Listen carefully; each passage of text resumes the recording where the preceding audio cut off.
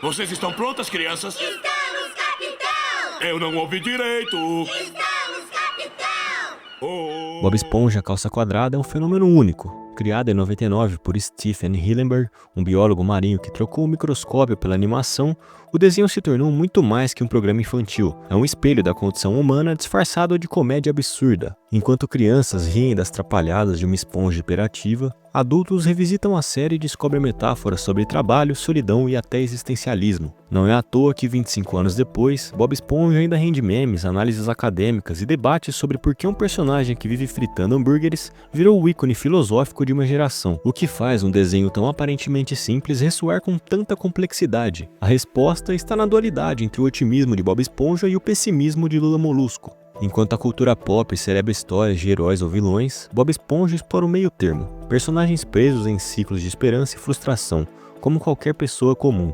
O Siri Cascudo não é só um restaurante subaquático, é um microcosmo do capitalismo, da busca por propósito e da eterna batalha entre manter a inocência ou se render ao cinismo. E é essa camada de universalidade que transforma piadas sobre águas vivas em reflexões sobre a vida adulta. Neste vídeo vamos analisar como Bob Esponja usa o humor para falar de temas como alienação, absurdo existencial e até a filosofia de Nietzsche. Episódios como o SB-129 ou Pizza Delivery revelam que a genialidade da série está em sua ambiguidade. Ela não dá respostas, mas provoca perguntas. Através de uma análise das cenas, referências filosóficas e do legado cultural do desenho, veremos por que Bob Esponja é, acima de tudo, uma lição sobre encontrar significado num mundo que muitas vezes parece um fundo do mar cheio de caramujos que miam. Bob Esponja não é apenas um desenho animado, é um fenômeno cultural que ultrapassou as barreiras da TV.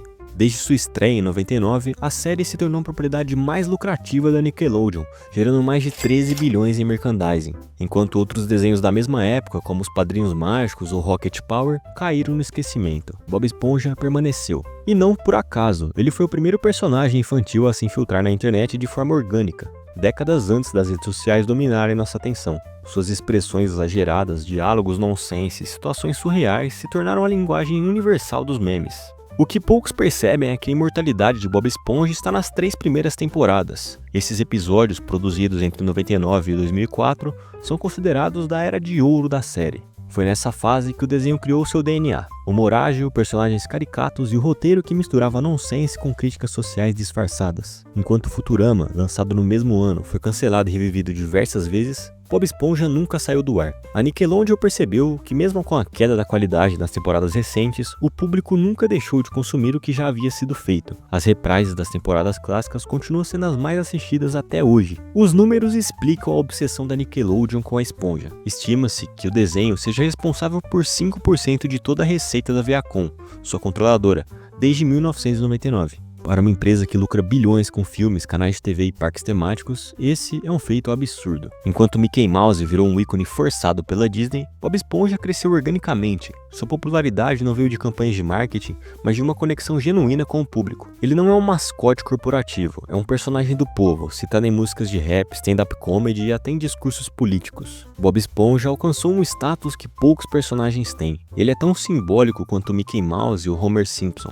mas com uma diferença crucial. Enquanto Mickey é um ícone do passado, ninguém assiste seus desenhos hoje, e Homer é um símbolo dos anos 90, Bob Esponja continua vivo na cultura. Mesmo em um mundo onde tudo envelhece rápido, Bob Esponja é a prova de que histórias bem contadas, mesmo as mais absurdas, podem se tornar eternas. Bob Esponja e Lula Molusco são mais que vizinhos, são arquétipos em conflito. Enquanto Bob personifica o otimismo ingênuo, aquele que vê cada dia como uma aventura e cada hambúrguer como uma obra-prima, Lula Molusco encarna o cinismo da vida adulta, preso em uma rotina que ele mesmo despreza. Essa dualidade não é apenas cômica, é uma representação hiperbólica de como lidamos com a vida. Bob Esponja, com sua risada contagiosa, nos lembra da criança que fomos. Lula Molusco, com seu olhar morto por trás do caixa do Siri Cascudo, reflete o adulto que tememos nos tornar. O que torna essa dinâmica tão genial é que nenhum dos dois está totalmente certo ou errado. Bob Esponja, por mais que inspire, vive em negação. Ele ignora a exploração do siriguejo, a mediocridade de seu trabalho e até sua própria incompetência. Lembra das aulas de direção? O Lula Molusco, por outro lado, tem clareza sobre a futilidade de seu emprego, mas usa isso como desculpa para não buscar mudança. É como se o desenho dissesse: ser só Bob é ser iludido, ser só Lula Molusco é ser derrotado. A sabedoria está em equilibrar os dois. Por trás do humor, há uma crítica afiada à crise de propósito. ponto. Lula Molusco não é apenas um ranzinza, ele é um artista frustrado. Suas tentativas de tocar clarinete, pintar ou dançar balé são sempre sabotadas, seja por Bob pelo público ou por sua própria falta de talento. E essa é uma metáfora dolorosamente real. Quantos de nós abandonamos paixões por medo de fracasso ou julgamento? Enquanto isso, Bob Esponja, que nunca duvida de si, vive em um loop de tentativa e erro. Sua lição? Persistência sem autocrítica pode ser tão problemática quanto o pessimismo sem ação. O ápice dessa dualidade está no episódio Band Geeks. Lula Molusco, em um raro momento de ambição, forma uma banda para se provar, e falha miseravelmente, até que Bob Esponja e os outros, movidos por puro afeto ou pena, salvam o show. O resultado? Lula Molusco vive seu momento de glória, mas volta ao normal no dia seguinte. Essa é a mensagem mais humana do desenho. A vida não tem finais felizes permanentes. Temos momentos de Bob Esponja e de Lula Molusco, mas é na alternância entre eles que encontramos significado, mesmo que seja só para rir da própria cara no espelho. O episódio SCP-129 é onde Bob Esponja deixa de ser apenas uma comédia e se torna uma aula de filosofia. Tudo começa com um desejo simples. Lula Molusco quer fugir do barulho de Bob e Patrick e busca solidão no freezer do Siri Cascudo. Mas, ao ficar preso por 2000 anos, ele é lançado em uma jornada que questiona o sentido do tempo, da existência e da própria realidade. Não é exagero dizer que esse episódio é uma das representações mais criativas do niilismo já feitas por um desenho infantil. Lula Molusco, ao viajar para um futuro distópico e depois para um passado primitivo, descobre que não há lugar para ele em nenhum momento, só resta o vazio. Esse nada não é apenas um espaço em branco, é uma metáfora para a angústia existencial. Quando Lula Molusco repete a palavra alone em eco, ele não está só reclamando da solidão, está confrontando o absurdo de uma vida sem propósito. O roteiro aqui dialoga diretamente com o conceito de eterno retorno de Nietzsche, que propõe que viveríamos a mesma vida infinitamente. Lula Molusco, preso em ciclos temporais, vive isso na prática. A genialidade está em como o episódio não oferece respostas, apenas expõe a crueldade de uma pergunta.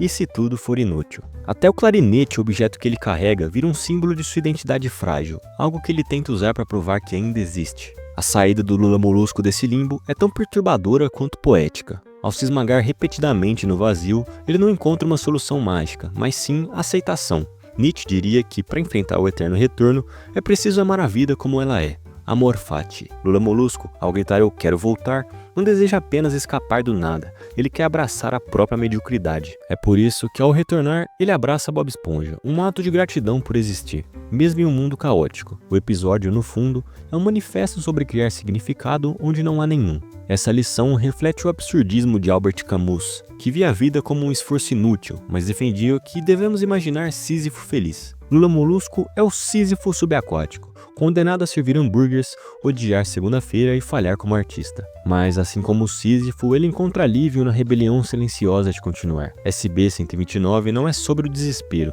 é sobre resistência. O desenho nos lembra que, mesmo no universo indiferente, temos uma escolha: rir da absurdidade ou encará-las de frente, como Lula Molusco. E às vezes, a única maneira de sobreviver é fazer as duas coisas. Bob Esponja Calça Quadrada é uma série sobre sobreviver ao desencanto.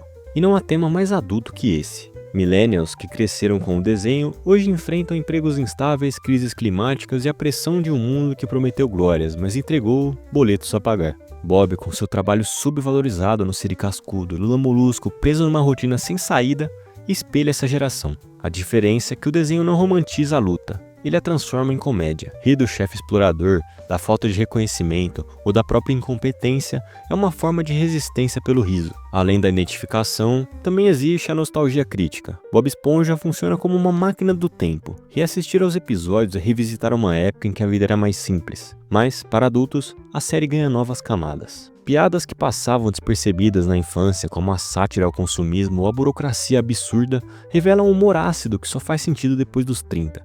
É como se o desenho dissesse: você cresceu, mas o mundo continua tão ridículo como sempre. O absurdo de Bob Esponja é um espelho do absurdo da vida adulta. O caos de episódios como O Incrível Abscesso ou O Dia Sem Segunda-feira mostra a sensação de que nada faz sentido, mas seguimos em frente.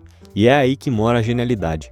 O desenho não tira sarro da nossa impotência, mas nos convida a rir junto dela, como quem diz: sim, é tudo ridículo, e daí? No fim das contas, Bob Esponja ressoa com adultos porque é um manual de autopreservação emocional. Enquanto Lula Molusco personifica o risco de se perder no cinismo, Bob oferece um antídoto: encontrar alegria no trivial, mesmo que o mundo insista em chamar isso de imaturo. Sua lição não é ser infantil, mas rejeitar a seriedade da vida adulta. Afinal, se uma esponja que frita hambúrgueres pode ser feliz, por que nós não? Essa série é mais que um desenho, é um conflito filosófico disfarçado de comédia. Enquanto as crianças ficam entretidas com as palhaçadas do Patrick, conseguimos ver nas entrelinhas um retrato da condição humana, da busca por propósito à aceitação do absurdo. A série não oferece respostas fáceis, mas nos ensina a fazer as perguntas certas. Como manter esperança em um mundo caótico? Como não se perder no cinismo? A resposta está na própria fenda do biquíni, onde seriguejos gananciosos, lulas amargas e esponjas ingênuas coexistem. 25 anos depois, Bob Esponja permanece relevante porque fala de algo universal, a arte de seguir em frente. A série nos lembra que a vida não precisa fazer sentido para valer a pena. Enfim, eu posso ter viajado um pouco, mas espero que tenham entendido o ponto de vista que eu trouxe por aqui. Já deixe seu like, sua inscrição, sua opinião e sua sugestão para o próximo vídeo. Muito obrigado e até a próxima.